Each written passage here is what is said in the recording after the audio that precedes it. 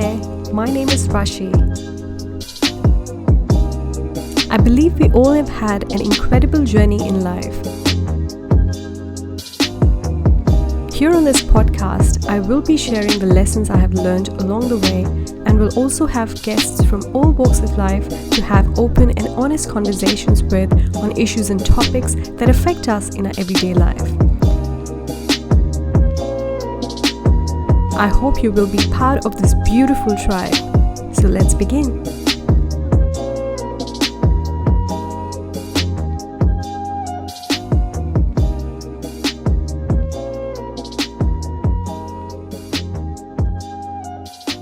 Hey guys, you are listening to Let's Be Rational with me, Rashi. And if you're watching it on YouTube, that's amazing as well.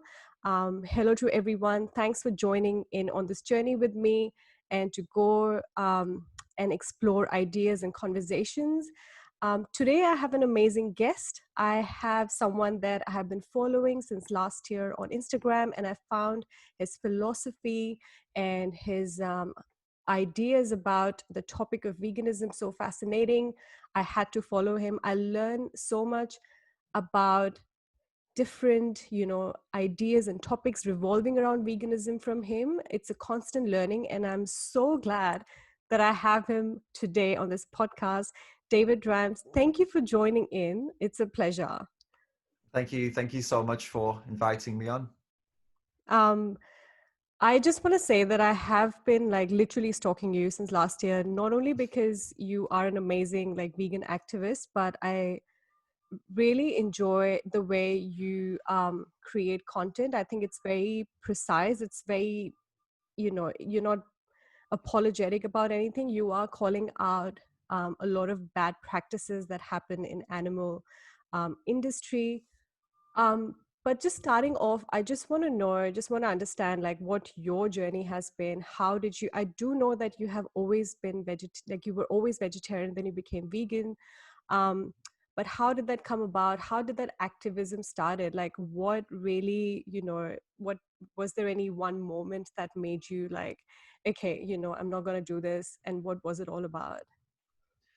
As you mentioned, I was raised as a vegetarian, which was down to my mum being what she thought at the time was an ethical vegetarian, but obviously now in hindsight we know that there's no such thing as an ethical vegetarian. It's vegetarianism is not ethical inherently because of the dairy consumption, and also in the West the egg consumption, and most vegetarians are using leather, and so basically now we know that. But at the time my mum thought that vegetarianism was the way to go.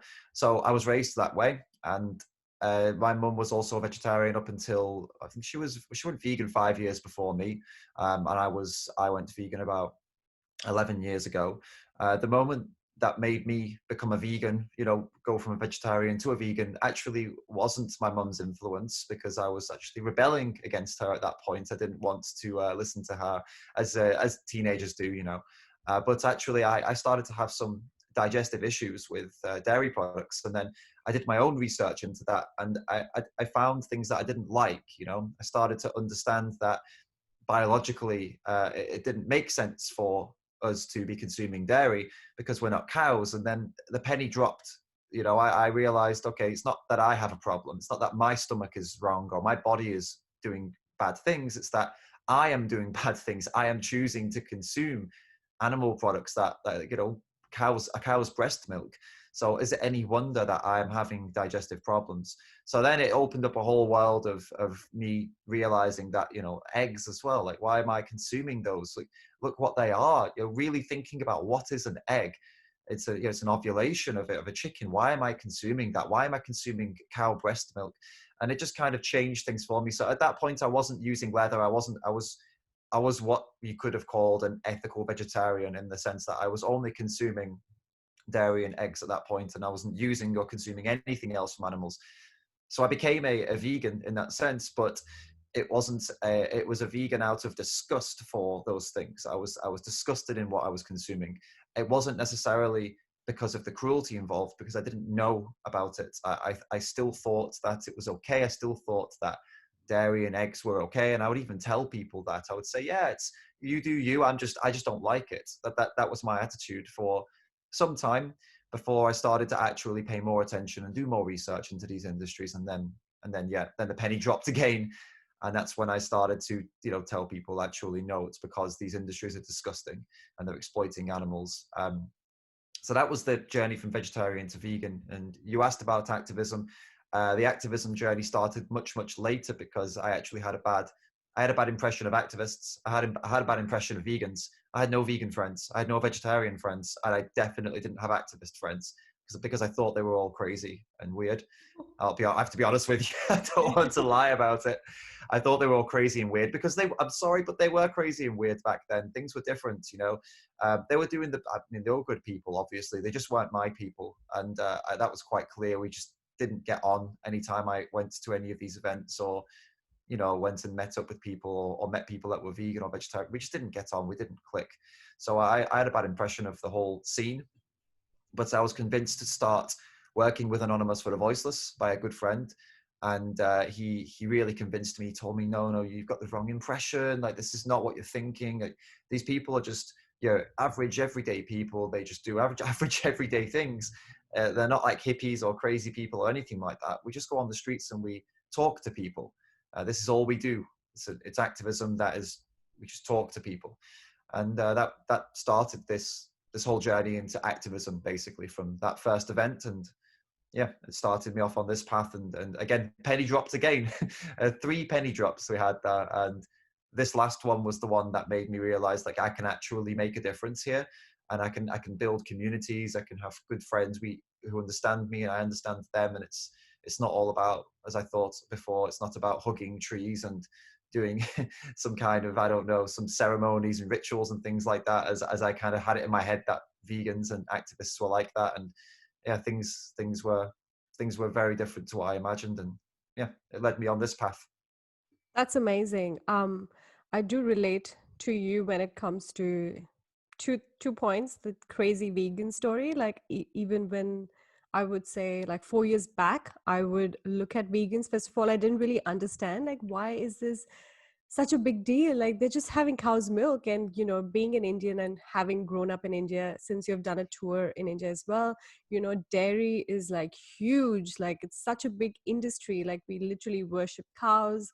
um, and it just didn't make any sense. And I remember walking down a market lane with a friend of mine, and she was so angry. She was like, these people don't have any other job, or what are they doing? And I refrained from saying anything because I was like, as long, because I've always been that person, like if I don't understand a thing, I wouldn't really comment, or I wouldn't really sort of express anything, because I'm like, I don't understand this, so I'm not gonna speak about it. But obviously I learned how cruel dairy industry is, and I think for a lot of people it's so difficult to relate um, um, the practices that go on in dairy industry and how bad they are for animals. But I think even the vegan movement, and when I say crazy vegans, like I think it has really evolved over time, and I think it's just getting better, which is good.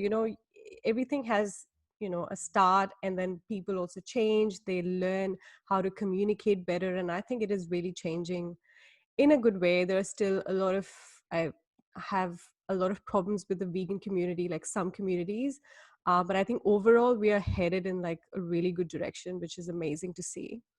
um, Speaking about that, let's talk about your tour in India. I would love to know, like, I do know that at the end of it you were exhausted, and I can understand like it might be really exhausting living in India for like so many months. I think it was like almost a year for you. um Total, yeah.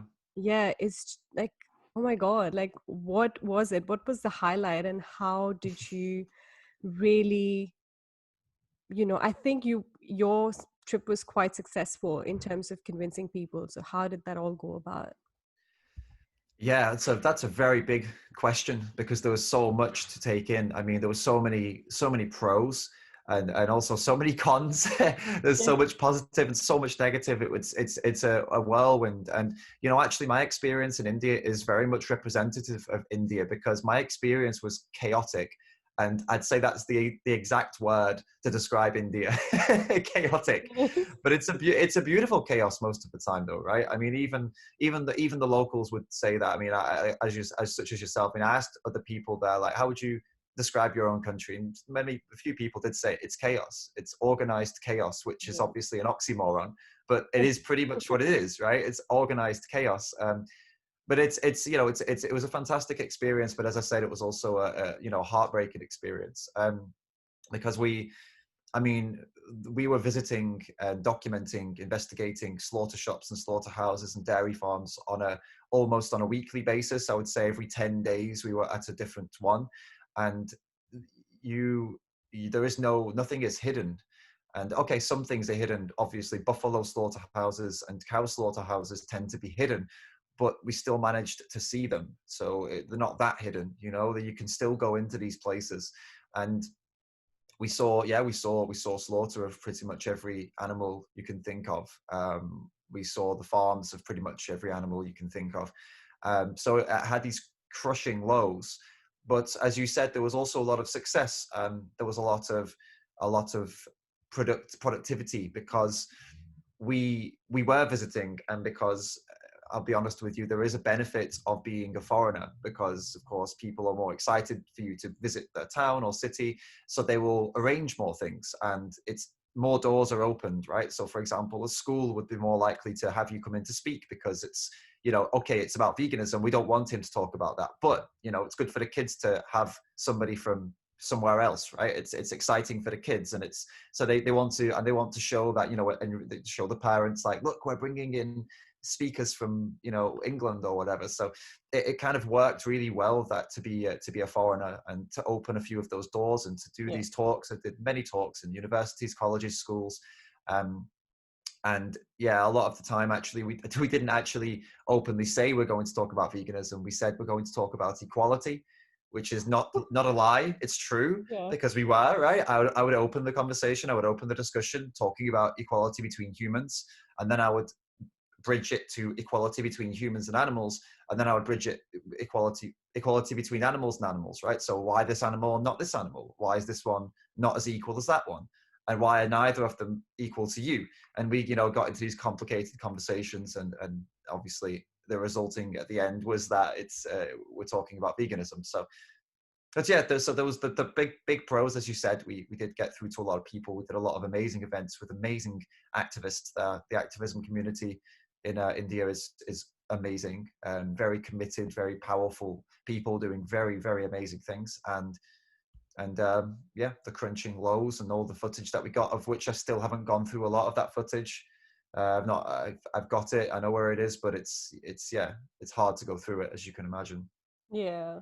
Um, yeah, I guess because when I was growing up in India, what I was told by my mom was like, okay, so we get milk from local farms. You're not getting it from any industry or anything. So I would think, okay, it's nice, you have like a cow milking and you just get it straight from that. And I would have never thought in 100 years that that cow would go and get slaughtered, and it's such a brutal practice. Or yeah, and I think that making that connection sometimes can be hard for people. Like if even if they know it, it's like I find it so difficult to convince people or to just make them imagine, like, how bad it is. And I think it just comes down to the fact that how people see animals, like, this whole thing about, oh, dogs are okay, but other Mhm. animals are just for meat. And then it's just, yeah, it sometimes gets really tricky. And especially in a country like India, where, like, because you also talked about like ghee, which is like Yeah. um this dairy substitute. And I've seen so many videos, David, where people are they're talking about their vegan diet. I've seen these like YouTubers, like Indian YouTubers, they're talking about their vegan diet, and they're saying, oh, I just have this, I have ghee. And I'm like, ghee is not dairy. Like, it is dairy. Like, people don't even make that connection. Like, No. but yeah. I have been to a vegan festival, like one of the first vegan festivals I ever, the first vegan festival I ever went to in India was in Bangalore, 2018. And one of the people up on the stage was doing a cooking class, and she even said at this point, it was something along the lines of, yeah, and at this point, depending on what you would prefer, you can add honey or you could add this other thing. And it was, I was like, I can't believe that she just said that. This is a vegan festival. And this was the theme of the day. There were many speakers who were Yeah. actually not vegan, Yeah. standing up at a vegan festival talking about animals. So I understand that this, I think in India, I think the lines are blurred because um, there is of course a lot of religious beliefs, and a lot of them entail being good to animals, um, and the line gets blurred around dairy and honey. Basically, they kind of, a lot of people tend to combine vegetarianism and veganism when it comes to, those things. It's a lot of people would say, yes, I'm a vegan, and then it turned out that they're not a vegan, they're a vegetarian. So Yeah. this happened on, quite regularly, Mm. actually. Yeah, I think the line gets blurred quite a lot, and it is down to what you've just said. People are taught this, like, oh yeah, it's okay, we have the cow at home, or somebody else has the cow at home. And I wanted to tell you a story, actually. This guy messaged me on Instagram, and he said, I know this local farmer. I want to ask him some questions, and I want you to tell me what to ask him, because I want you to kind of prove to me that this is not okay and why. So can you tell me what to ask him? So I said, yeah, fine. Ask him how he gets the cows pregnant. And he said, well, he said that he just puts them out, and they get pregnant with the bulls. Like it's all very natural. I was like, okay, fine. I don't believe him, but that's okay. I said, okay, let's imagine that's true. What does he do when the cows are old? And what does he do with the male cows that are born, the male calves that are born? And he went and asked him. And then he said to me, okay, he tells me that he takes them out to the jungle and sets them free. And I said, okay, so these are domesticated animals, right? And he Mm. says, yeah. So they depend on humans for survival. And in the wild, they would face a lot of like predators. They would face cars, buses, trains, and all these things. So how is that good? Like, how can you not see that this is horrible, that he brought these animals into the wild, they depend on him, and he takes them out to the jungle when he's done with them, and abandons them? And Yeah. this guy just said, right, yes. He said, you're 100% right. I never thought about this. I thought this was a beautiful thing to set them free, but you're right. It's not a beautiful thing. You're abandoning them. They Mm. depend on you. A male Exactly. calf, a like relatively, young male calf, maybe just 1 or 2 months old, and you abandon them in the forest.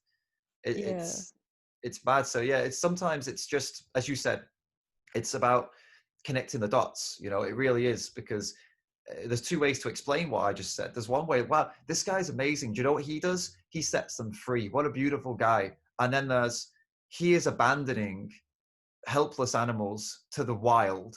And it's not really wild, is it? Let's be honest. They'll find their way back to the city and the town, and they'll end up getting hit by a bus or a train, and they'll end up in the cow hospitals, which are already overrun in India with dying cows, because most states aren't allowed to euthanize them. Right? Mm. Did you know that as well? Like, they're overrun.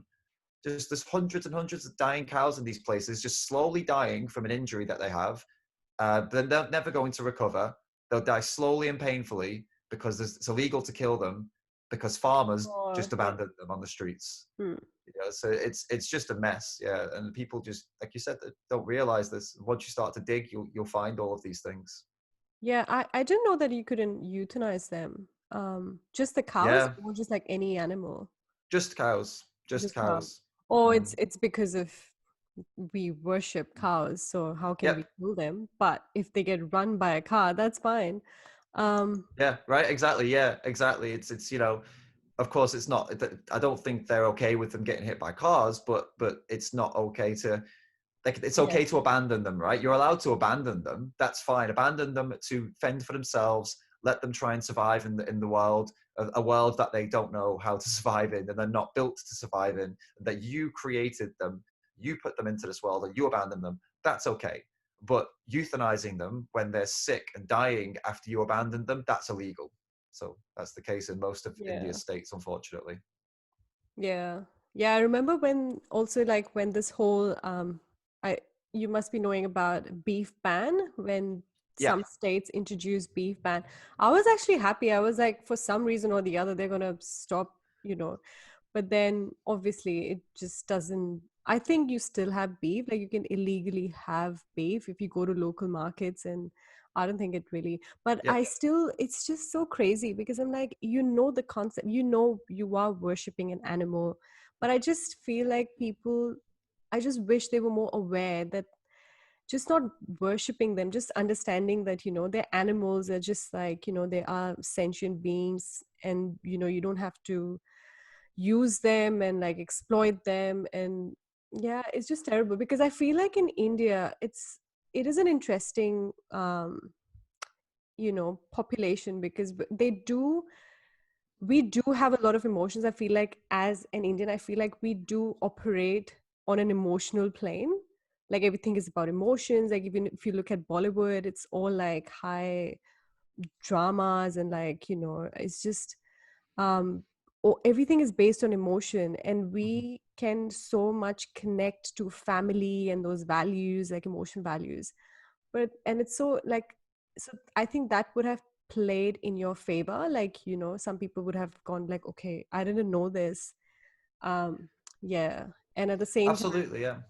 I think it's also got to do with literacy levels, because I feel like a lot of people do understand it, but really can't connect the dots properly. And it Mhm. might take a while, or it's a few years or decades for them to actually understand all of Yeah, it. you touched on a few points that I think I absolutely agree with you. I've said this all along to anybody that asked me how are the people in India, um, or any Indian activists who were complaining about the people in India. I told them, go to the West and you'll realize you have nothing to complain about, because the people in India, yeah, of course they can be stubborn. Everybody can be stubborn. You can't stereotype a population, right? Of course you're going to have stubborn people in India, like you have stubborn people in England or anywhere in the West. But the percentage difference is so different. So, for example, the ratio in India of extremely stubborn people to open-minded and emotional people is very much in favor of open-minded and emotional people, whereas here in England it's flipped. The ratios of stubborn people to open-minded is completely in favor of stubbornness, because Hence we don't Brexit. have, yeah, right, yeah, like we're not raised with respect for animals here. We're not raised with this, look at these beautiful beings and like we should respect them. We're not raised that way. And most Indians, due to religious reasons, are raised that way. And I say most, I mean it's a good percentage, I think, are raised with at least being taught that the cow is sacred. That might not seem like a big deal, and of course we know that there's a lot of hypocrisy around it, but just being raised with that message is enough to have more open-minded people in India. Here, we don't have anything like that. When we're raised being told that humans are number one, that you are special, and everything else, sorry, or every other animal is here for you, basically. It's not, it's human supremacist here. Christianity is, I would say, is human supremacist in nature. It really is. And all religions are, of course, all religions are human supremacist, but at least in Hinduism and Buddhism and Jainism, at least they consider other animals and their feelings, right? And what they're going through. Christianity doesn't. Um, it really doesn't. So it's very different. And Christianity is the dominant religion in most of the West, right? So yeah. So me coming to India, I found a lot more open doors, a lot more open minds. And I made sure to tell every Indian activist that I met that, hey, you need to really appreciate what you've got here, because trust me, if you came to England and did activism, you'd see a very, very big difference and you wouldn't like it. You really wouldn't appreciate it. And there was another point I wanted to touch on, actually, something else you said. I might have lost it. um But it's, yeah, it was this. I think the second point of your was it second point you regarding made. beef ban Sorry, or? the beef ban. Yes, yeah, I'll touch on that actually. So I've got a strong opinion on that. I don't believe that banning animal products, whilst there is the demand for animal products, is the solution. I think that's actually a really bad idea, because yes, okay, maybe it would reduce the amount of animal products being traded. That's fair. But we're not talking just about how much is traded. We're talking about how much exploitation and abuse there is. And trust me, if you make something illegal whilst most people want it, they will do it illegally. And all of those sanctions, all of those rules that the government put in place, why would they follow them? Hmm. Right? So I'm not a welfarist. I don't believe that welfare is the answer to save the animals, improving their conditions. But I still appreciate that there are laws in place that stop people from doing certain things to these animals, right? But if you take those laws away, you just make it illegal instead, why would they do anything by the rules that were previously set? They're just, imagine the cruelty you see now. Imagine that without the law, without, you know, if it's illegal, it's just illegal anyway. Well, why would they bother being careful? Why would they bother being hygienic? Why would they bother even putting any effort into thinking about what the animal may go through without any law at all on it? So I think we would end up creating an immense increase in suffering by making beef illegal, whilst millions of people still want to eat beef, for example. This is something also has been talked about in the West, like, oh, what if we make meat illegal? It would create a black market. And trust me, a black market is far worse than a legal market, Yeah. you know? So it Yeah. needs to Fair be a enough. change from the people first, in my opinion. The people need to be, you know, persuaded and changed, and or at least be empathetic before any kind of government intervention comes in with a ban. Yeah. Otherwise, you end up with a rebellion. And then we don't want that. We don't want a rebellion because the Yeah. animals will suffer for that. Yeah. My reaction was just because everyone was like, oh, I have the right to eat whatever I want. And I was like, Yeah. maybe not. But it was Yeah. more Yeah. like a stupid reaction. But yeah, I definitely don't approve of these bans because they don't do anything, especially in a country like India where bans and laws do not really operate like that. Of course. Yeah. Talking about India, I know you have said a lot about Sadhguru, who is this, guru, and people who has like he has like millions of followers all over the world, and people worship him. And I do not necessarily think he's a bad person. I think he's a good person. He has a lot of good, interests at his heart for people. Hmm. Fine, he can do whatever he's doing. Like, I don't have any problem with that. But I have a problem when, things that you have raised, like he acts like holier than thou on everything, as if he knows everything. Like he cannot be wrong. And he almost mocks people when, they try to question his stand, which I find really like, um, yeah, bad. Like what if you can talk a little bit about that Yeah. experience, or what you have heard of him and the arguments, because a lot of people quote him like, oh well, he said this about dairy, so I'm gonna Yeah. listen to him. And yeah. Yeah. I mean, where to begin? I've watched his videos that, excuse me, I've seen his videos that have nothing to do with animal rights or veganism, and I've tried to enjoy them, and I tried to take his message, and I've tried, but it feels to me like I'm being brainwashed. It feels to me like almost every one of his videos is propaganda. And I got that feeling from day one of watching his videos. I didn't feel comfortable. I didn't appreciate the music. I didn't appreciate the way he speaks. I felt like the whole thing was just a charade, something that was trying to convince me that this guy was holy. And that's the thing. If you are holy, if you are someone who is a guru, you shouldn't have to try to convince people of that. You know, it's like saying, it's like walking into a room and announcing how confident you are. Well, then if you have to do that, you're probably not confident, you know? And I feel like most of his videos are kind of in that vein.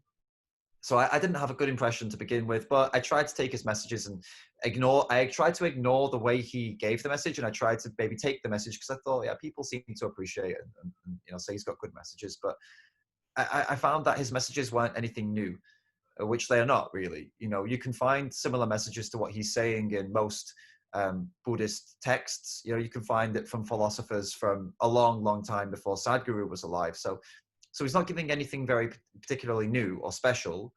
And he, as you've said, when we talk about his actual attitude and the way he puts these messages across, he puts them across with arrogance, an air of they call them the god men of India, right? He's very much fitting that stereotype of a god man. He's placed himself there. He wants to be seen as a god, and all of his behavior, everything is supporting that. He wants to be viewed as a god, and he will make sure if you question him that he embarrasses you. He'll make sure that he is always right, no matter what. I've never once seen him say, actually, you know what? I think you're right, and on this occasion, I'm wrong. Not once has he Yeah. ever said that in any of his videos. So he's not an intellectual. He's a pseudo-intellectual, because a real intellectual knows when to say, you know what? You've convinced me. You're right, and I'm wrong. Like, I need to think about this further. Thank you. That's a true intellectual. If somebody never does that, they're not an intellectual. It's fake. And And yeah, I think he's a fake. I'm sorry. I'm sure he's got good intentions, and I'm sure he's done a lot of good. But ultimately, I think his whole persona and this whole thing around him and everything this whole aura of the God man. I think there's a lot of ego and arrogance, and that leads me to the conclusion that he is not a real guru, because a real guru doesn't act like that. That's the opposite of a guru, isn't it? That's the opposite of an enlightened person. In terms of how he speaks about the animals and veganism specifically, it shows that even more when you bring these topics up, because he has time and time again been shown that he's wrong on these topics, yet time and time again he insults, mocks, and jokes his way out of them before giving some kind of monologue about why he's right, which is pretty much how it goes. So you ask him a question: hey Sadhguru, the dairy industry is cruel to cows, should we not just leave them alone? First of all, he mocks you. He mocks, in this case it was a woman, he mocks the woman, everybody laughs at the woman. He mocks her again, everybody laughs at her again. And then he goes into a monologue about everything about why she's wrong, which makes absolutely no sense. The excuses he gives, the logic is not logical. And the same when he's been faced with another woman who said, she eats meat, but she loves animals. What does he do? Mocks her again, mocks violence to animals, makes a joke about it, then goes into a monologue explaining why, basically without confronting her on this at all, because he knows that if he confronts her and tells her you shouldn't be doing this, you should be vegan, he loses most of his followers, right? Because they don't want to be told they can't or shouldn't consume animal products. So it's just, I find him very disappointing. And I'm sure there are other videos out there where he's maybe more supportive of the idea of not eating animals. But from what I've seen, he's just inconsistent, arrogant, and hypocritical, unfortunately. Yeah, I have exactly the same thoughts, and it's almost scandalous to even say something about him in India, because people are like, how dare you? Like, how can you? Because he knows everything. And I'm like, why? Like, what's his background? Like, even it doesn't matter what his background is. It's like no person on this planet knows the answers for everything. It's just it's just not possible. Also, like, it's a matter of debate. Like, a lot of things we're just still finding out. There should be a, some scope for reason or some argument, but he just is like, I know the answer, I'm telling you Yeah. this is right. If you say something else, I'm going to mock you and I'm going to make a fool out of you in front of this huge public.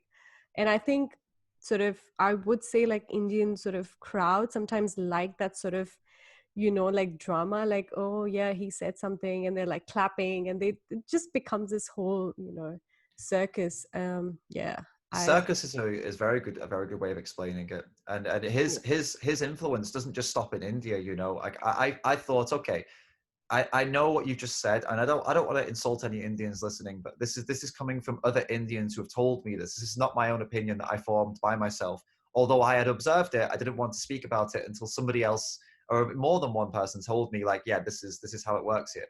But as I understand, there is a tendency in India to create gods of men, right? Yeah. To like look at someone like this person as a god, and there is a very big crowd mentality in India that it kind of, for example, like if we go out and we did some events, right? Within 1 or 2 minutes of starting the event in public, we'd have maybe 200 people surrounding us. So there is this mentality in India of people like to flock in crowds to see what's going on. And they also like to support in crowds or hate in crowds. It can be like there's a mentality of the masses will either agree or disagree. It can be quite extreme sometimes in India. So this kind of, it's not surprising that someone like Sadhguru has garnered millions of followers by doing these things in India. But what I was trying to say is that it extends to Europe as well. I had a European guy criticize me for criticizing Sadhguru. He told me in this exact word for word, Sadhguru is the modern day Jesus Christ. So that is a European. This is not. So this is different, because from my understanding in Europe, this idea of like following and making gods of average men, it's not as common, right? Whereas in India, I saw it many times. I saw many different religions and almost cults in India where like a man had been made into a god, and they had millions of followers. But it's less common in Europe. So I was very surprised to see that from a European saying like, yes, Yeah. this guy is basically a god. And I was like, wow, so this guy's reach really does go far. It goes way out of India. Yeah. So it's shocking, and it's in 2020. It's concerning that anyone could turn a human into a god in today's world. But as you said, I have to be fair. Like you said earlier, you were talking about literacy in India. We have to be fair in that it could be that most likely is part of it as Yeah. well. So I don't want to sound like I'm being rude or Yeah. talking down on Indians. I'm not. I'm just making observations as to how these things seem to be. Yeah.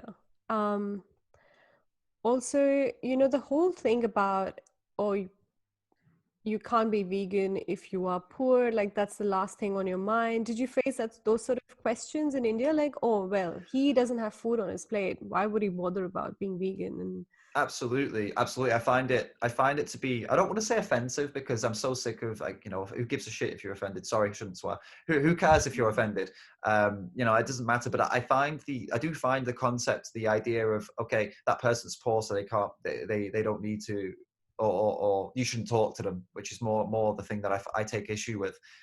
It's very offensive to those individuals. It's called bigotry of low expectations. I don't know if you've heard of this, but it's a form of bigotry, and it's basically it was coined in the USA specifically for describing how teachers would look at black children and automatically assume that they're not going to be able to perform at the same level as white children. So regardless of, or even before giving them a chance, they will be put in classes with lower classes, let's say, right? Lower in school. So they would be put in an easier class before even analyzing how they were doing. It's called bigotry of low expectation. It's saying that because you're black, I assume that you can't do this because of your, I don't know, financial background or because of your upbringing or your family situation, whatever it is. I assume you can't perform as well as your white counterpart. This is also happening when somebody says, this person's poor, so they're not going to understand veganism, or they won't go vegan, or they won't be able to go vegan, or it's bigotry of low expectation. It's saying before I even try to outreach to these people, I assume they can't go vegan, and so should you. So don't talk to them, and you're a bad person if you even try and talk to them. It's mm, like no, it's the complete opposite. You should treat them as equal. If you don't treat them as equal, like if I talk to you and outreach you yeah. about veganism, and then I go on, don't talk to somebody else because they are, I look at them as poor. I'm the bigot here. Like, Mm, and that's a bigoted way of seeing things, not the other way around. yeah. If I reached right, if I outreach to poor people, people would tell me, "Oh, you're a bad person. You're forcing it on poor people. They've got enough problems." It's like, no, I'm being a good person because I treat them as my equal. I don't see them as lesser because they're poor. I give them the same message that I would give to a millionaire because they deserve the truth and they deserve to have the same opportunity to make the connection as anyone else on the planet. So Yeah. that's the way I see that. And I get really annoyed when people try and be like, oh, the Yeah. poor people, what about them? It's like, yeah, what about them? Yeah. This message is also for them. Like we Yeah. can all, how can you try and limit the message to rich people? What's wrong with you? Why are you such a bigot? you know, I know. don't bigotry towards these people. Yeah.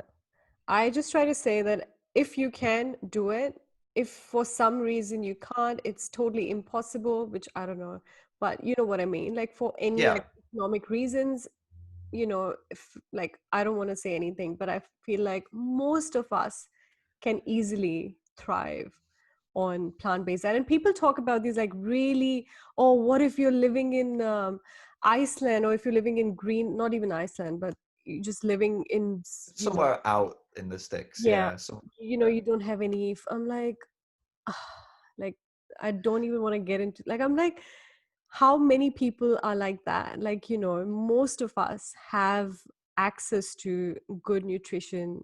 yeah. Most plant-based foods all the time. On that topic, I also wanted to ask you, because I feel like a lot of times what I have noticed is like in the topic of veganism, what gets lost is the idea about not just foods, but like the clothes that we wear, or Hmm. just makeup when it comes to women, like makeup and like so many other things. And I feel like I have seen in a lot of vegan communities, that's not really spoken about. And Right. I find that a bit I don't know why. Maybe because I think there is this thing that let's start with food and it's easier for people to relate to it and then maybe go into that territory, because if we tell them not to wear this, not to eat this, it might be too daunting for them. And I don't know Yeah, what's the reason, but I feel like I've seen this pattern, like you people do sure? not really want to go into that. Why do you think I, that is? I would say I think fashion and makeup it changes year on year. You know, it really does. It's constantly changing. The fashion industry evolves, the makeup industry evolves. With cosmetics industries evolve. Everything, they all change. They're always changing. But food, food has remained more or less the same in terms of like traditional cultural food Hmm. since I don't even know, but since way before we were born, right? It's not really Yeah. changed that much. Of course, now in the modern world, we're getting new products. Of course, we're always getting new products, but the actual, 3 meals a day, breakfast, lunch, dinner, and the traditions and cultures around those meals is pretty solid, right? It's not like tomorrow we're going to wake up and it's going to just be that we all eat one big meal every day. It's not changed like that, and it won't change like that. It will take thousands of years for us to make any kind of, and maybe in 2000 years people will eat in a very different way, but we're not going to be alive for that, right?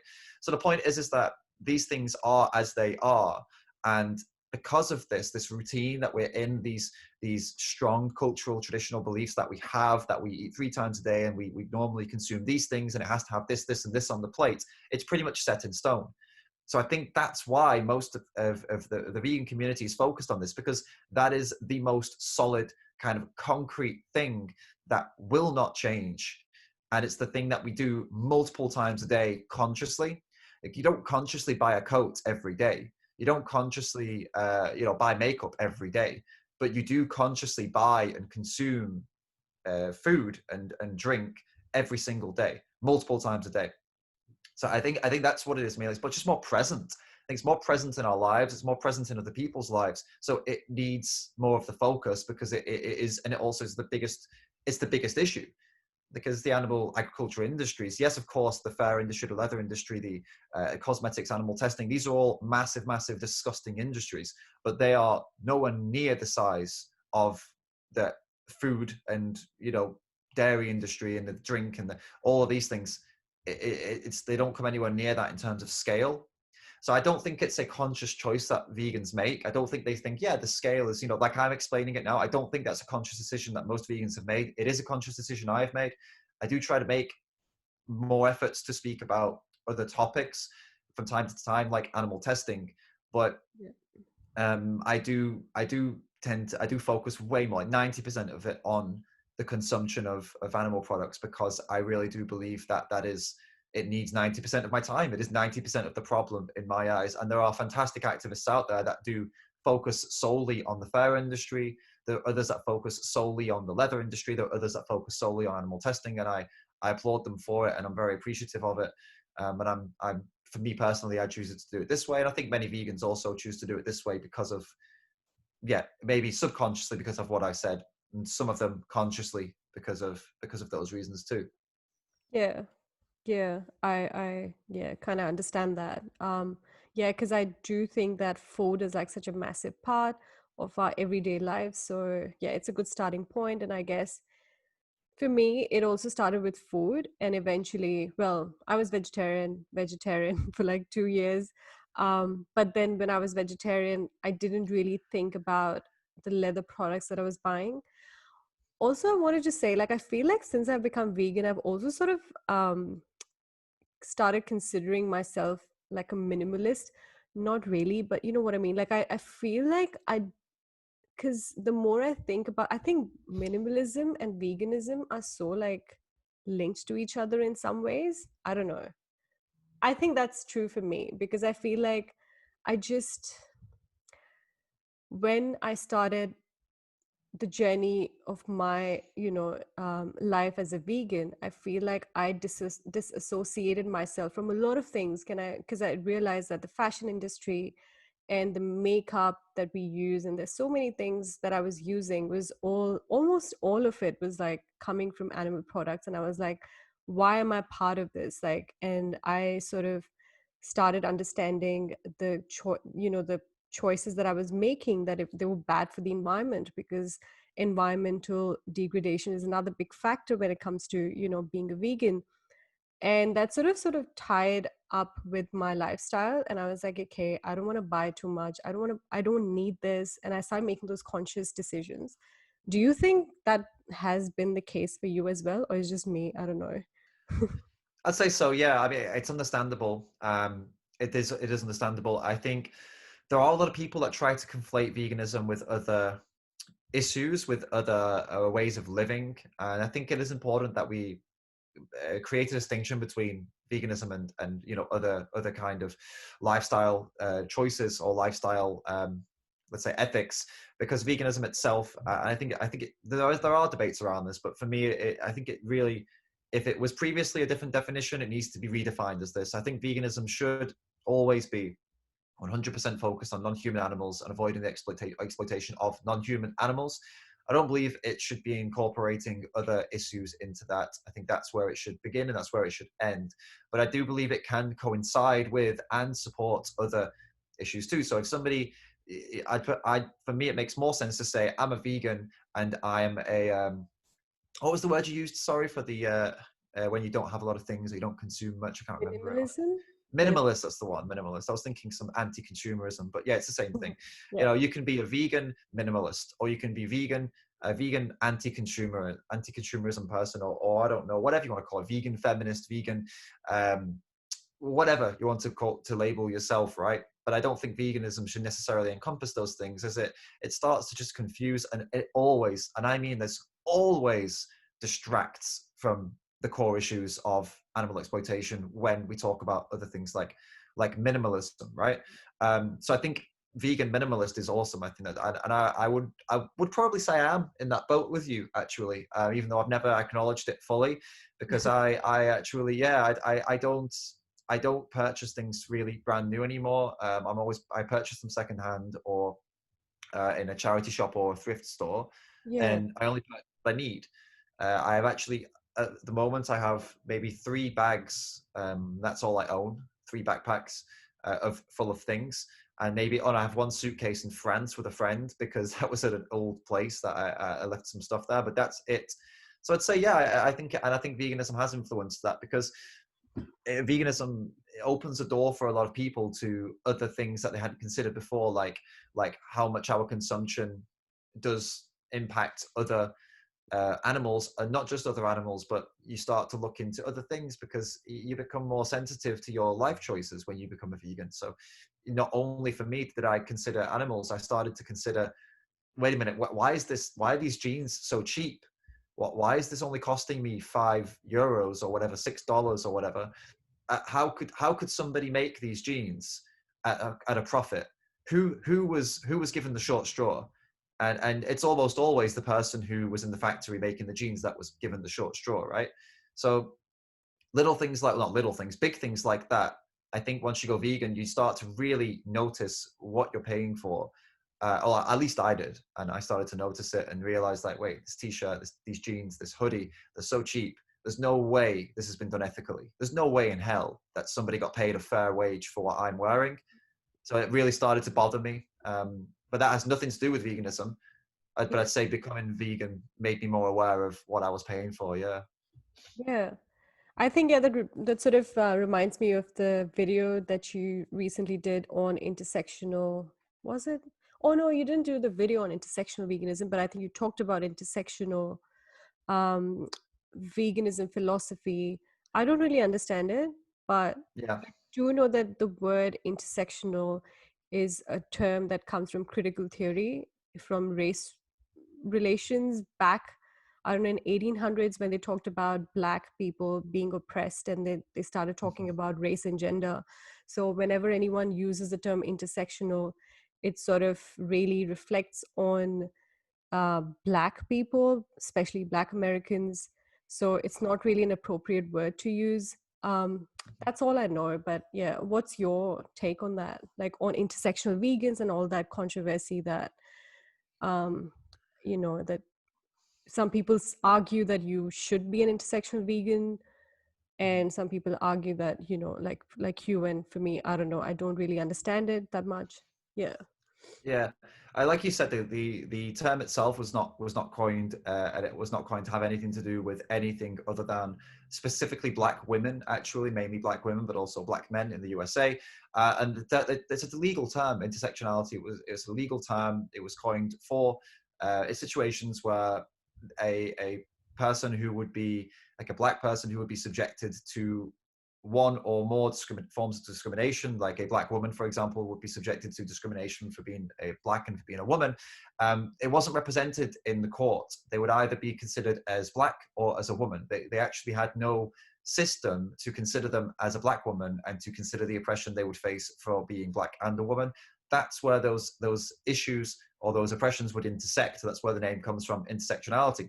So logically it makes sense because we all know, and you're a woman and you're Indian, you know that you experience the world as an Indian woman, and I experience the world as a white man, and we both know that we have different experiences and we'll both face different challenges, different issues, and different forms of discrimination for being who we are.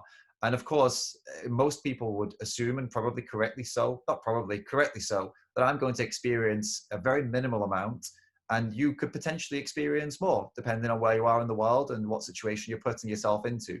But you're more likely to experience it. That's not a theory. That's just how it is. That is how the world is, unfortunately. And this theory or this idea is useful for that. It helps us to understand this, and it helps to get something that should be obvious more clarified, right? For people that maybe don't get it, understand why it's like that. I think it's a good thing for that. How vegans have used it is just ridiculous, actually. First of all, they've taken the word, and it's not meant for that, and they've taken it away from the black community that it was coined for. Like, it's a legal term that was for black women, for no one else, and they've kind of taken it and put it on the front of veganism and turned it into something that is not that at all. Like, they're talking about it like, oh, it means when different oppressions interconnect. So we can't have a vegan world if we don't have an anti-racist world, and all this. And that's just illogical. It's completely Yeah, illogical I to do say agree. this, because we did have, I don't want a racist world. But to say that we can't have a vegan world until we have an anti-racist, it's just not true. And I would love to have an anti-racist, anti-sexist, everyone's equal, and veganism too. Of course, I want this, but to say that we can't have one without the other is just nonsense. I don't want that, but I'm calling out the inconsistency in that theory. It's inconsistent.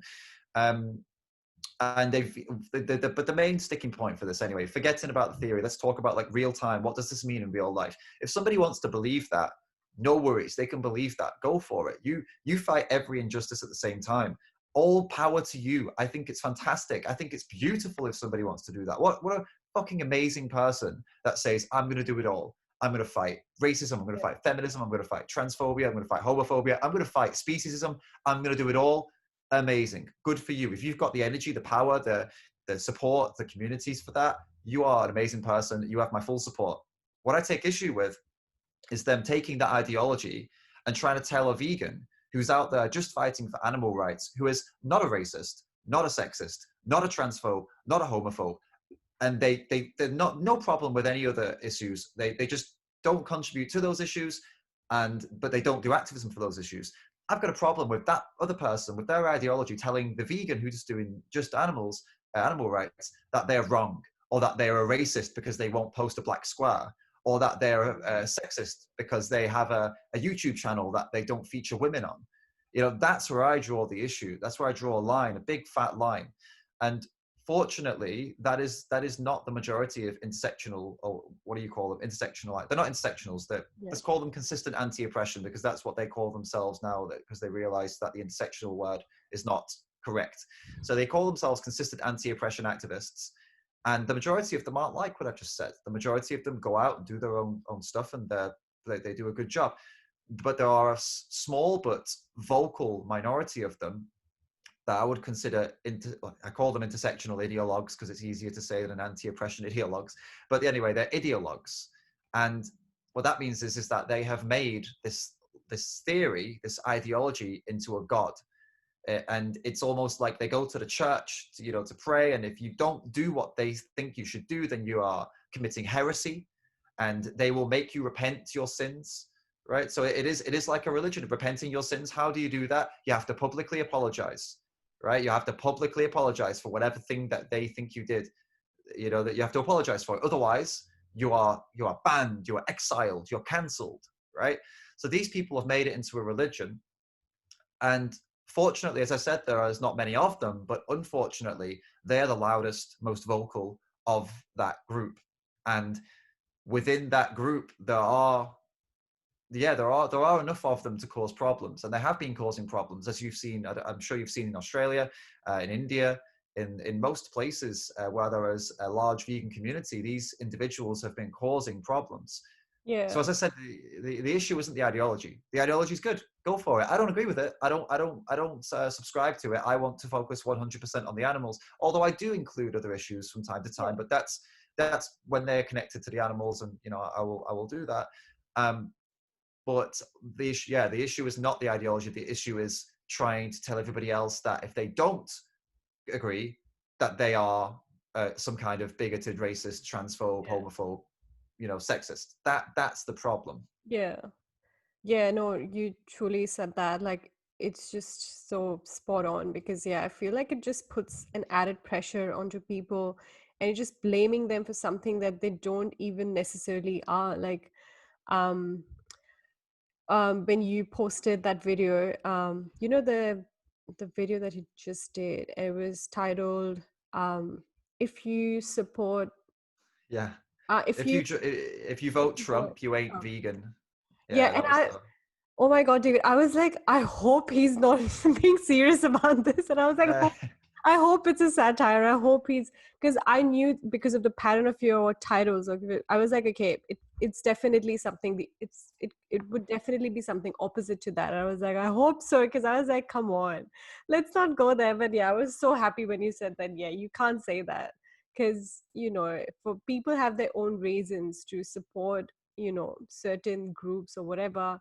And yeah, veganism is its own in its own element is just about animals. That's it. Like if people Mhm. want to support Trump for some reason, that's fine. And if they want to also be vegan, that's fine. Like nobody should be pressurized into like, oh no, like made to feel bad about their choices because political choices are so different than your lifestyle choices. Like it just works on a different tangent. Like yeah, so I was really Yeah, happy. yeah, and I actually, it's funny. It's funny you mentioned that you were worried about it. Some people were so annoyed about that video.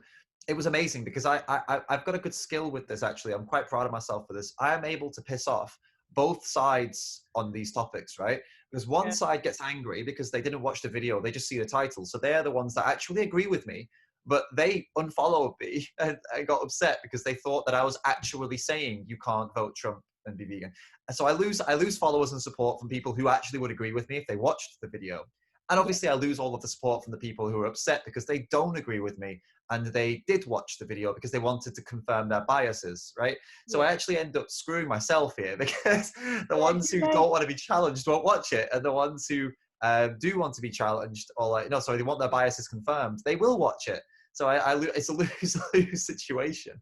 yeah, But what you said is absolutely right. I mean, I don't do this to gain fans. I made a video yesterday. I don't know if you saw that, just telling people like, hey, if you don't want to be challenged, if you want me to just say things that fit your ideological vegan bubble, unfollow me. This is not the account for you to follow. I'm not one of these people. And I wanted to do a longer video, but it was 30 seconds. But I wanted to say, like, if you want that, go follow Earthling Ed. Right? Go follow James Aspie. Go follow somebody who is no offense to these guys. I like these guys, but they sit in a very specific place and they don't really rock the boat, right? They're not people who rock the boat. They're people who they stay on stay in the lane, let's say, and they say the things that most people agree with, and that's fine if they believe those things. That's fine. I'm not either of those people. I disagree with a lot of stuff that's going on in our movement, and I'm going to say it every time. If you don't want that, then go find an echo Yeah. chamber, because this is not an echo chamber here. And but anyway, the political point you made there, making someone feel bad for their political choices, I've no problem with that, actually. If you want to have a go at someone because they voted Trump, go for it. If you want to explain to someone why they're a piece of shit because they voted Trump, absolutely, it's all power to you. Go for it. If you want to explain why someone's a piece of shit if they vote Biden, go for it. What I will not take, and what I will never support, is you telling someone they're not a vegan because they voted one way. That's the point where I'm. And the same for if somebody goes to McDonald's and buys the vegan burger. A lot of vegans would say, you're not a vegan if you do that. Now, I don't particularly like that. Don't get me wrong. I don't particularly like that, the idea of that. But I wouldn't say someone's not a vegan for doing it, Yeah. because they have to draw a line right here. And again, it's down to, and also not the McDonald's example, but with the Trump example, there's also a lot of misinformation. There's a lot of political agendas in the media, so people are really fired up as well. And all I wanted to say in that video basically was, first of all, no, how you vote doesn't determine whether or not you're vegan. They're all anti-vegan, all of them, all the politicians. They're all making millions off the animal ag Yeah. industries. So stop with this bullshit. That's number one. Yeah. Number two, you can't just listen to mainstream media that tells you what to think about these people, right? Because mainstream media paints Biden as the savior of the USA, because the mainstream media is predominantly a liberal, right? Fox News is a joke. The mainstream media is a joke. They're all a joke, but Yeah. most of the media, it hates Trump, right? So all I'm trying to say is, like, also, whilst you're at it, maybe do a bit of research and don't just take the first thing that pops up. One person commented, check this out. One person commented saying, yes, but if you vote Trump, you're voting for somebody who would not condemn white supremacists. That's what they said, right? So I just replied, said, look, I know you heard this. I've seen that in the media too. Just go on YouTube and search Trump condemns white supremacists and tell me what you find. Because what you'll find are hundreds of videos over the last 4 years of Trump condemning white supremacists. And I don't mean like kind of condemning. I don't mean like subtly condemning. I mean, literally, in one of these videos, he says, I do not want their votes. Don't vote for me. I condemn white supremacists. I don't want you to support me. He literally says that in a video, right? So I'd have no love for this guy. I think he's a buffoon, or I think he's an idiot. I don't think he's a good leader. I don't think he's a good president. I don't think he's a good option. But don't spread bullshit, right? That's my point here. I won't stand for misinformation, and that was part of the video. I was telling people, don't let the media misinform you. If you're going to have a go at Trump, pick something that's true, right? Pick something that's real, because there's so much to choose from with him. He's done so much stuff that you could pick on, right? Don't pick stuff that's false. You just lose your argument right away. Pick something that he's actually done or that he's actually said, you know? That was my point anyway. I just wanted to encourage people to just, I don't know, shake their head and look in other places for information, not just, being fed this bullshit, which it normally is absolutely bullshit, the narratives that were fed from mainstream media. Yeah. I think, yeah, well, thanks for sharing that, because I Yeah. feel like this is all, like, I've had personal difficulties talking about these things with my own people, friends, and people on social media, because I feel like it's just all part of, like, I feel like cancel culture these days, and like this wokeism, like, you know if this moral superiority over other people because you think this is right, and if you do not agree or subscribe to the same belief or idea, you there is something wrong about you, like you should not be listened to, you should be alienated. And I think that's such a wrong way of going about things, and that is really destroying conversations. And I would love you to make a video about it, because I'm like, we need to talk more about this, because people are just canceling, or people left, right, and center, just because you said something which doesn't really subscribe or ascribe to their ideas. Yeah. Yeah, I mean that's yeah, to comment on that. I mean it's the opposite of progress. If we shut down ideas that we deem to be bad, that's not progress. Shutting down ideas that we see to be bad. All you do is you push them on the ground where they can then continue with these bad ideas unchallenged. right? Because if these ideas are not in the public eye, then and not publicly challenged and debunked vigorously, they grow like crazy. Like obviously, we look at white supremacy, for example, and pretty much 99% of people you talk to about white supremacy will say it's disgusting, it's Yeah. wrong, no, we shouldn't do it. But imagine if we never had a public discourse about white supremacy. Imagine if no one ever talked about it publicly, and it was only, or if no one ever challenged it publicly. Sorry, let's imagine that it happened. One person talked about it and we cancelled their ass. We just got them deplatformed, shut them down. We had no debate with them, nothing. The idea hasn't been dealt with. The idea has not been publicly denounced. It has just been cancelled. It's just been shut down, right? So what that idea hasn't been denounced, so what that idea can spread. The next thing you know, you may actually have a nation of white supremacists because you did not effectively deal with the bad idea. So if somebody has a bad idea, what I'm trying to say is the solution is not to shut them up. The solution is to say, all right, let's talk about your bad idea. Let's do it publicly. Let's do it in front of millions. Me versus you. Your bad idea, and I'm going to question you on it, and I'm going to prove why you're wrong. The millions of people are faced with this bad idea being annihilated, right? That's the way to handle a bad idea, because then you show everybody else how to handle it, and we can make sure it never grows. We can make sure it stays exactly where it is, and it's gone. But to cancel, that means to shut it down. That means to shut them up completely. It means I'm not going to talk to you. You don't get a right to talk. And that is dangerous because then bad ideas are not publicly handled. They're not dealt with. They're not denounced. They're just deleted, right? But they still exist. And they'll just go Yeah. underground and they'll grow. They'll grow like crazy, you know? Yeah, and that also mobilizes people to even get more fired up and to just be Oh, like, okay, yeah. I'm going to do, whatever you're doing. I'm not just going to follow that. I'm just going to do the opposite. Yeah, it's just Yeah. like such a bad strategy for any sort of progress that we're trying to make. For Yeah. example, like personally, I got a bit of flack for saying that I do not support Black Lives Matter movement. Of course, I'm not a racist. Of course, I have Black friends. But the reason why I said that I don't, um, sort of support the movement is because it is a very problematic movement. Like if you look at the funds, what it's trying, its mission, it's very dubious. Like if you really get into the nitty gritties of how it's trying to help Black communities, it's so questionable at so many fronts. And if you really want to make progress, let's talk about the issues. Let's talk about what's really affecting Black communities and how we can help them. But obviously nobody is willing to have a debate because that's difficult. You have to do your research. And I was here reading up books on books about from professors from universities that have done studies on what makes employment and just the effect of drugs on these communities, how we can take Mhm. that away, how can we make the communities better. Like there's so many like studies and books that you can read and educate yourself, but no, that's hard. People wouldn't want to talk about that. But it's easier to say that, oh, you're a racist because you don't support that, you didn't post a black square. Yeah.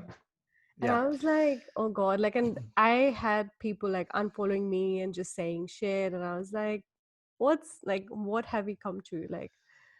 But I think the issue you're facing with this is that Black Lives Matter, the organization, has become synonymous with the ideology that Black lives do matter, right? It's the one and the same for most people. So when somebody says I don't support Black Lives Matter, what they hear is you're saying Black lives don't matter. yeah. That's what they're hearing. I know that's not what you're saying, but it doesn't matter because that's the beauty of the language of and it's beautiful. It's what they've done is an amazing thing. Yeah. It's whether it was done on purpose or not is another question. You could say if you were accusing them of being like nefarious, you could say yes, they did it on purpose, right? They called their organization Black Lives Matter because who could disagree with that, you know? Mm. So it's almost impossible to stand against that. It's kind of like if there was an organization. I mean, just let's pick a different name because this one's got so much passion and emotion behind it. Let's talk about something that doesn't exist for a second. So something like children deserve respect, right? Or I don't know, yeah, abused children deserve respect. That's the name of the organization. Now imagine if that organization was doing something that you didn't agree with and you said, I don't agree with the organization that abused children deserve respect. I don't agree with that organization. It's a very difficult thing to say, and most people are going to think you're an absolute monster. So the name of the organization was chosen in a very, I think it was chosen in a specific way to kind of do that, right? Whether, yeah, well, I don't believe it was nefarious. I don't believe it was done maybe in a negative way. I wouldn't say that, but I would say it's whatever, for whatever reason it was chosen, it's effective is what I'm trying to get at, right? Yeah. So that's your first problem. And what you said about the research and stuff, yes, of course, it is so much easier to do research. So much easier to just say, I support this organization. Here's my black square, and here's my Instagram story. That's very easy, and you get brownie points. You get social brownie points for that. Everyone thinks you're a good person. You're doing your bit for the black community in your head. Whereas if you dig a bit deeper, like you've just said, you'd find that there are some aims of that organization that I think most of the black community wouldn't actually be happy with, right? Yeah. Most of the black community in the USA we're talking about here. You know, there are a few, and for anyone listening to this that's thinking, oh my God, like what? They just want equality. Of course, equality is one of the biggest aims of it. But there are also other aims like dismantling the family unit. Yeah. They want to dismantle the family unit as it exists. Yeah. Um, and there are Crazy. some other, yeah, there are some other goals in there that they don't necessarily make the whole thing into some big evil thing, big evil organization or something like that. Or Yeah. it's if you can still support them, you know, if those things, if you don't believe in those things, you could still support the organization. But for people who are very consistent with where they put their support, they would find it difficult to support an organization doing good things if they also have policies that they don't agree with, right? So some people are going to say, no, I don't support them because they have policies that I don't agree with. Just the same as a politician. You don't, if there's a politician that has some policies that you are very passionately opposed to, you won't support them. So it's not necessarily a racist thing to not support an organization because they have one or two policies that you really don't agree with, even though they might have other policies that you do agree with, but you don't want to give them your support because you don't want to align with the stuff you don't agree with, right? It's not racist. It's quite a logical position to take for somebody who's rational. But like I said, it doesn't really matter in today's world because you know how it is. People assume they just make that leap that, yeah, if you don't support that organization, then you are basically saying that Black lives don't matter. Yeah. Regardless of the fact that there are loads of the black community in the USA that also don't support Black Lives Matter. But Yeah. it's illogical. Yeah. Also, the fact that majority of their funds go to the top four Democratic nominees, including Bernie Sanders, and yeah, it's just yeah. I was like, not a fan. I support Black Lives.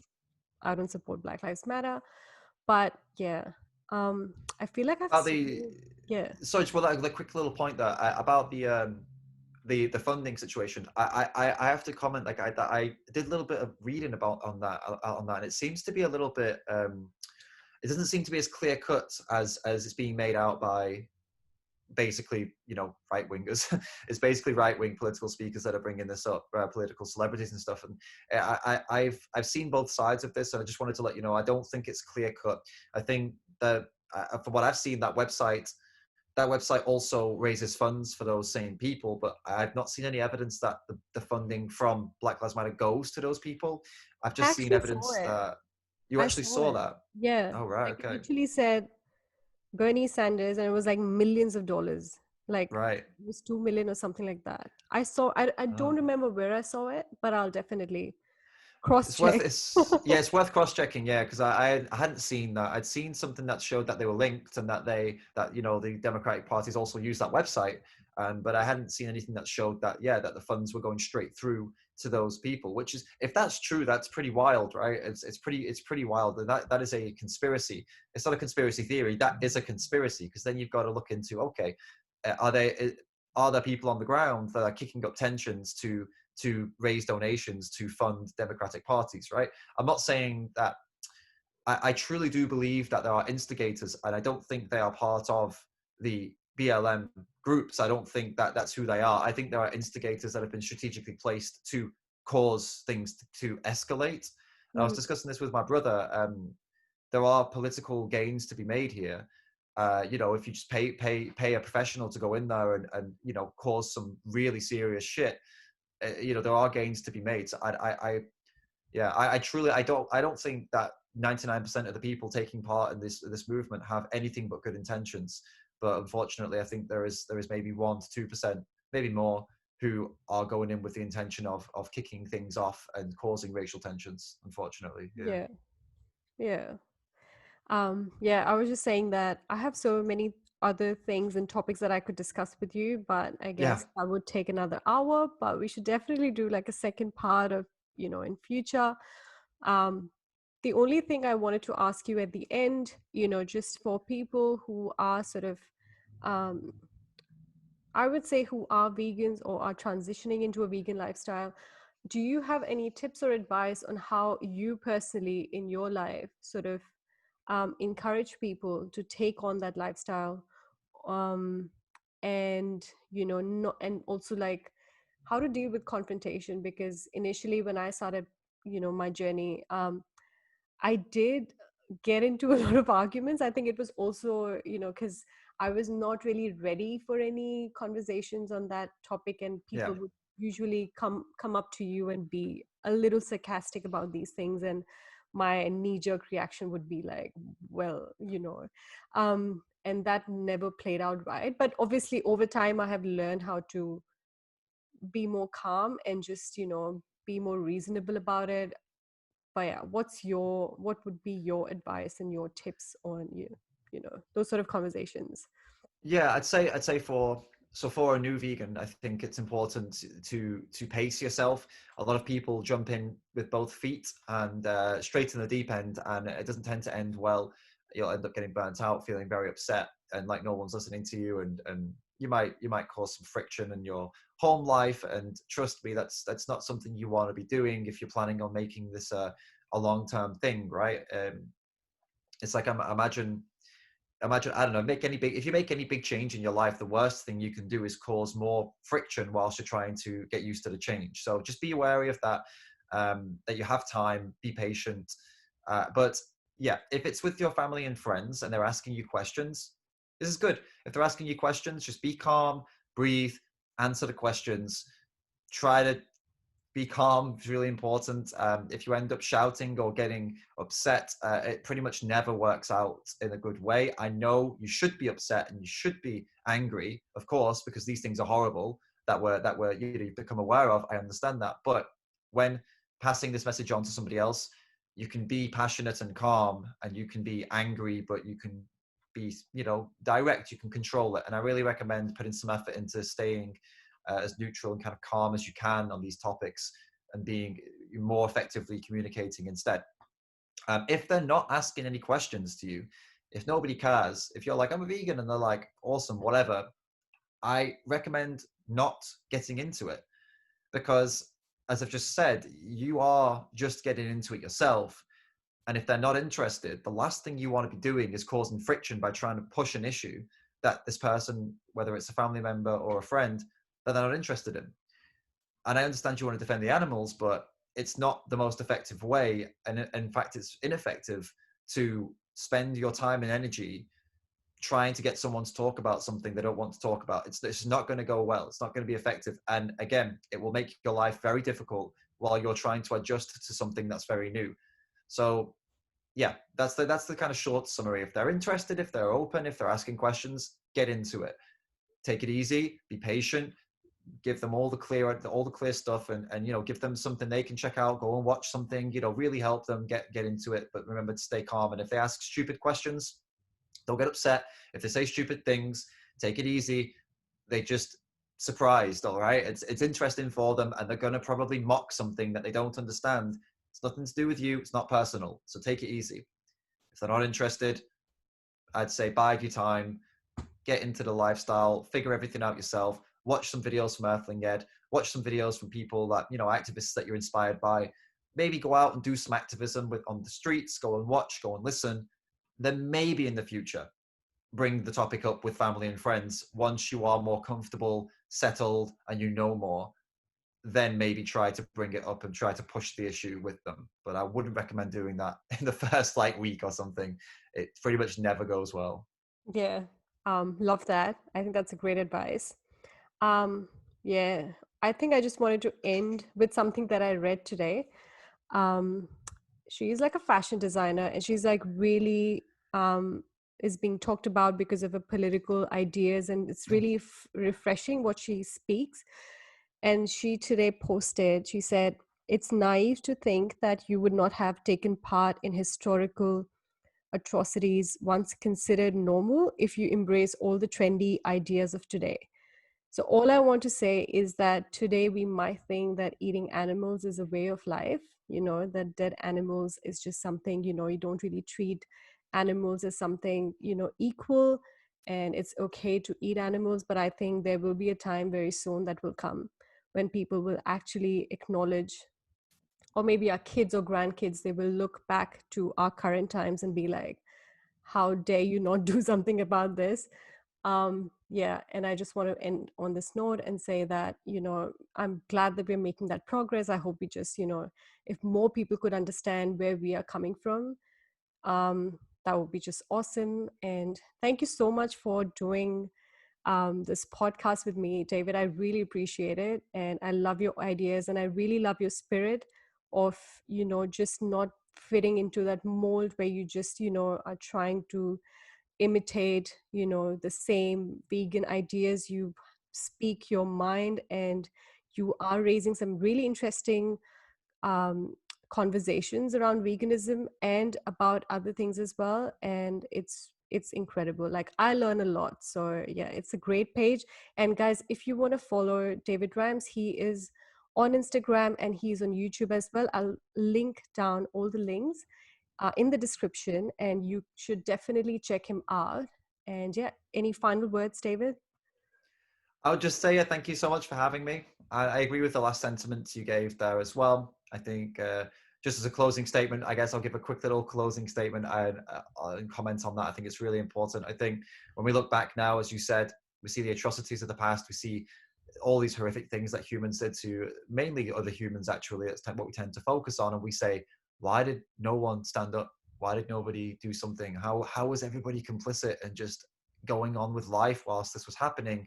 Well, that's how people are going to look back at you if you don't start to make a change, and if you don't respect the non-human animals right now. If you aren't one of the people who went vegan in the great vegan revolution, which is pretty much what we're in, they'll look back and say, how could people not already be vegan when it was so simple?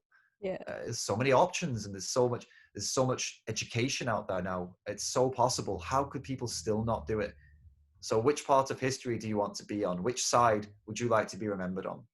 Yeah, yeah. I personally find it baffling that we have the footage, like we have all the investigative footage of, just all that's wrong. And yeah, it's so easy for a lot of people to turn their, turn their backs on it. And I feel like that's even still, it's okay to not make that choice, but to defend that is something that it's just, I can't comprehend it. So, but yeah, thanks, David, so much. Thank you guys for watching this podcast. I'll see you next time.